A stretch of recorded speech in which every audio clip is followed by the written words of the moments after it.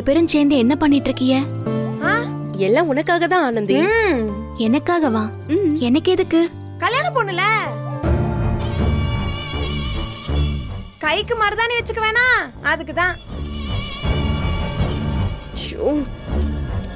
ஏய் சௌந்தர்யா, என்ன பேசுற?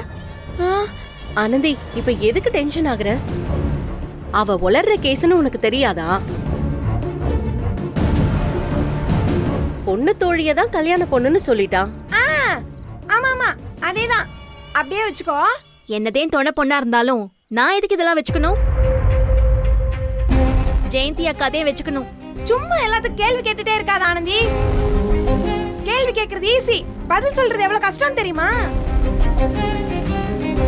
பொண்ணுக்கு தொண பொண்ணுங்கிறது நிழல் மாதிரி. ஜெயந்தி அக்காக்கு பொட்டு வச்சா உனக்கும் பொட்டு வைக்கணும். ஜெயந்தி அக்காக்கு பூ வச்சா உனக்கும் பூ வைக்கணும். ஜெயந்தி அக்காக்கு மருதாணி வச்சா உனக்கும் மருதாணி வைக்கணும். ஜெயந்தி அக்கா கழுத்துல தாலி கட்டினா உன் கழுத்துலயே தாலி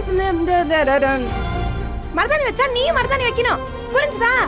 ஏ சௌந்தர்யா, அதுக்கேண்டி கத்துற? அதெல்லாம் அவ வச்சுப்பா, நான் வச்சு விடுறேன். நீங்க எழுந்துறீங்க. ஆனந்தி உட்காரு. உட்காரு.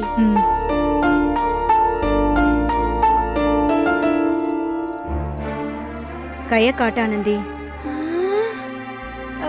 ஆமா, தொண பொண்ணுக்கு இதெல்லாம் தொண மாப்பிள வச்சு விட்டா நல்லா இருக்கும்ல? ஏய் சௌ சௌ, நீ எங்க சுத்தி எங்க வரன்னு எனக்கு நல்லாவே புரிஞ்சு போச்சு. எனக்கு மருதாணி எல்லாம் ஒண்ணு வேணாம். ஏய் சௌசௌ, உன்னை நான் கொல்ல போறேன். அவ ஏதோ உன்னை சும்மா கிண்டல் பண்றா.